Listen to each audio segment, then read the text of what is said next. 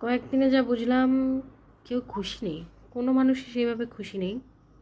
2019-এর পর থেকে, করোনা আসার পর থেকে মানুষ যেন টেনে হিচড়ে নিজেকে বাঁচিয়ে রেখেছে, ঠিক এরকমই একটা ফিল। আমি নিজেও তার দলেই পড়ি একজন।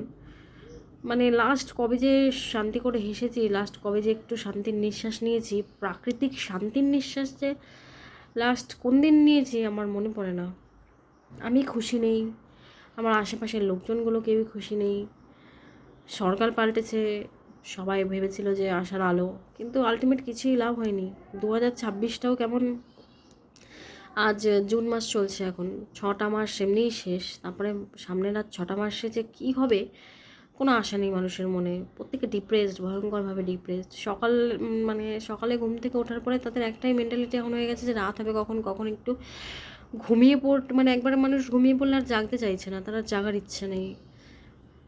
আর এখন তো অনেকটা বড় হয়েছি, প্রায় 25+ এজ আমার। তো বাইরের যখনই ফরেন কান্ট্রির ভিডিওগুলো দেখি, জায়গা জমি, ওখানকার কালচার, ওখানকার স্টেটাস সব দেখার পরে মনে হয়, ইস কোথায় আছি, কোথায় বসবাস করছি, কে কী জায়গায় আছি।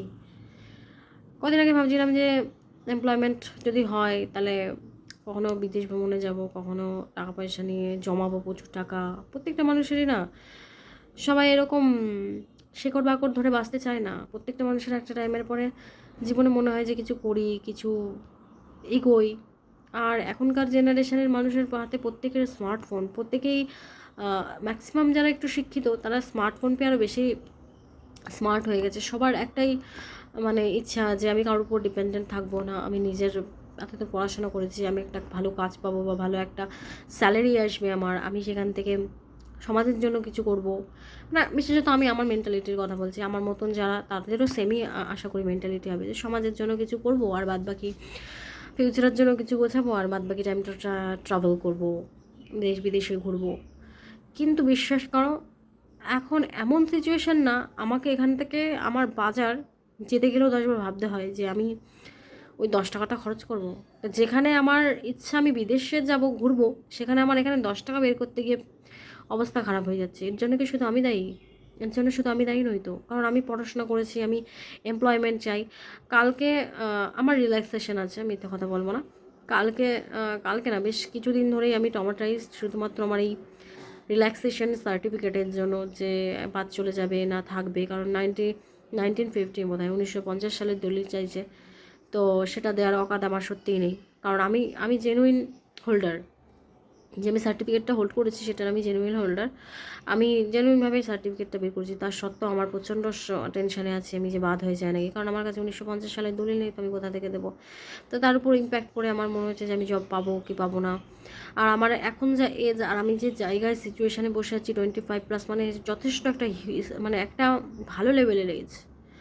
তো আমি মাথা ভরা টেনশন নিয়ে বসে রয়েছি, আমার কোনো কিছু ভালো লাগছে না। আমি যে কী করবো আমি নিজেও জানি না, আমি কী করব আমার কোনো আইডিয়া নেই।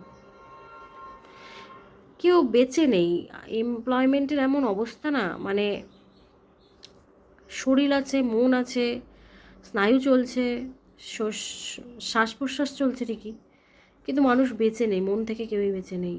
ভালো লাগে না, কোনো সময়ের জন্য ভালো লাগে না। কী করবো না করবো কিছু বুঝি না।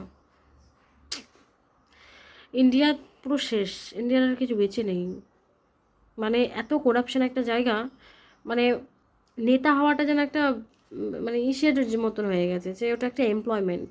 নেতা হতে পারলে টাকা টাকা এর মারবো, তার ধরবো, উন্নয়নের নাম করে টাকাগুলো মেরে নেতার ছেলে মেয়েরা ভালো স্কুলে পড়ছে, ভালো কলেজে পড়ছে, তাতে ভালো চাই, ভালো জীবন। আর নেতারাও একটা টাইম পরে এত টাকাই মেরে নেবে ভারতবর্ষ থেকে যে তারা একটা টাইম পরে গিয়ে ফরেনে শিফট হয়ে যেতে পারবে। কিন্তু আমাদের মতো সাধারণ জনগণ, তাদের কোনো সুখ নেই,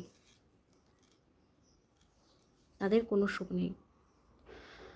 মানে এক টাইমে এমন মনে হয় না যে এমপ্লয়মেন্টের এমন অবস্থা, তার উপর দিয়ে রিল্যাক্সেশনের ওয়েস্ট বেঙ্গলের যে অবস্থা করছে, মানে মানুষের সবসময় মাথার মধ্যে এত চিন্তা। একটা শিক্ষিত ছেলেমেয়ের সব থেকে এখন ওয়েস্ট বেঙ্গলের সব থেকে গতি খারাপ, সব থেকে ভয়ঙ্কর অবস্থা ওয়েস্ট বেঙ্গলে যদি কারোদের হয়ে থাকে, রিসেন্টটাও সব থেকে শিক্ষিত ছেলেমেয়েদের। কারণ তারা না হকারি করে খেতে পারবে, না অন্য কোনো কাজ করে খেতে পারবে, তাদের আর অন্য কোনো জায়গা রাখেনি, তাদের শুধু ওই চাকরি বাকরি করা ছাড়া বা একটা ভালো আইটি সেক্টরে কাজ করা ছাড়া তারা মানে কোনো দিন স্যাটিসফাইড হতে পারবে না। কারণ এতদূর পড়াশোনা করে কেউ চায় না ওরকম কাজবাজ করতে, আর করবোই বা কেন? সব থেকে বড় কথা, যদি 10 ফেল 8 ফেল, জেলে যাওয়া, উল্টোপাল্টা করাপ্ট করা লোকজন যারা সেক্সুয়ালি অ্যাসল্টের সাথে পর্যন্ত যুক্ত, তাদের মতন লোকজন যদি নেতা হওয়ার যোগ্যতা রাখে, তাহলে এতদূর শিক্ষিত ছেলেমেয়েরা কিসের জন্য এরকম চপমুড়ি মানে বেচবে, ঝালমুড়ি বেচবে? এটা আশা রাখেন কি করে আপনারা, তাই তো? আর রাখেন কি করে আশা? তো এটা তো কখনো সম্ভব না। যদি এরকমভাবে চলতে থাকে না, যদি এরকমই চলতে থাকে, তো আমি নিজের গ্যারান্টি তো দিতেই পারছি না। আমার মতন যারা আছে, এই 2026-এর মানে কোটা শেষ হতে না হতে কত যে বেকার ছেলে মেয়ে যে সুইসাইড করবে, তার কোনো মানে গোনার বাইরে অগুন্তি অগুন্তি ছেলে মেয়ে সুইসাইড করবে, শিক্ষিত ছেলে মেয়ে বিশেষ করে, অনিবার্য সুইসাইড করা।